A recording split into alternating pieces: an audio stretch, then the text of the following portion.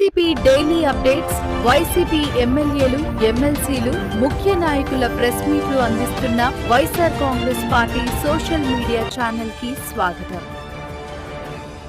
683 ఓట్లు వేసిన తెలుగుదేశం ఏజెంట్లకు నాకు ధన్యవాదాలు. వైఎస్ఆర్ కాంగ్రెస్ పార్టీకి 683 ఓట్లు వేసిన తెలుగుదేశం పార్టీ ఏజెంట్లకు నా ధన్యవాదాలు. ఎందుకంటే తెలుగుదేశం ఏజెంట్లకు కూడా వైసీపీ పైన ఇంత అభిమానం ఉందని నాకు నిన్ననే తెలిసింది.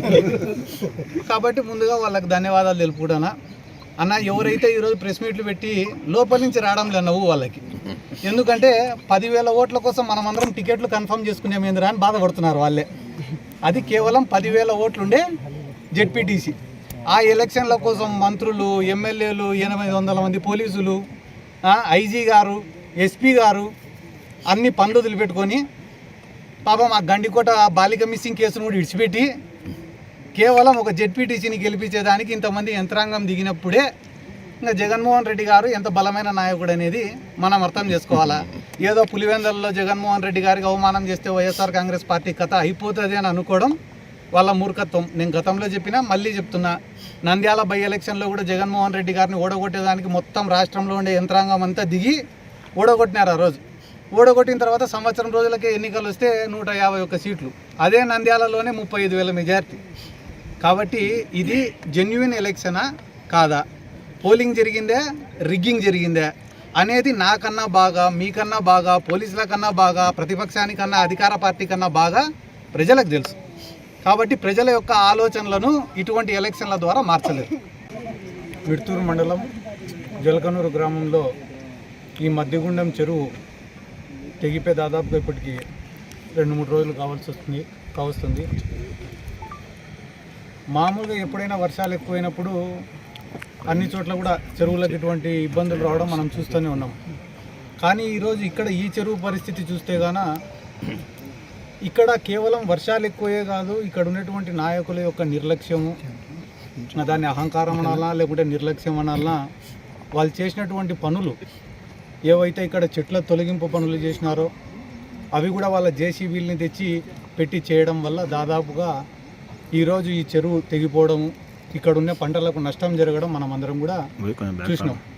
దీని యొక్క ఆయకట్టు దాదాపుగా అఫీషియల్గా ఒక 2,800 ఎకరాలకు ఉంటే అన్అఫీషియల్గా ఇక్కడ ఉన్న వాళ్ళు ఇంకొక 2,000 ఎకరాలకు కూడా నీళ్లు పారించే పరిస్థితి ఉంది. దీనికి ఇంత డ్యామేజ్ జరగడం వల్ల రైతులకు ఎంత నష్టం జరుగుతుంది అని చెప్పి ప్రతి ఒక్కరు కూడా చాలా బాధపడుతున్నారు. ఈరోజు ఎక్కడ పడితే అక్కడ చూస్తున్నాం మనం, చిన్న చిన్న వాటికి కూడా కేసులు కట్టే పరిస్థితి ఉంది. ఎవరు ఈ కార్యక్రమం చేసినారు? ఎందుకు జేసీబీలను తెచ్చి పెద్ద పెద్ద చెట్లను తొలగించినారు? వాళ్ళు చెట్లు తొలగించడం వల్లనే ఇక్కడ చిన్నగా బొర్రబడి ఈరోజు ఇంత పెద్దగా కట్ట తెగిపోయే పరిస్థితి వచ్చిందా లేదా అనేది ఈ గ్రామస్తులను అడిగినా కూడా చెప్తారు.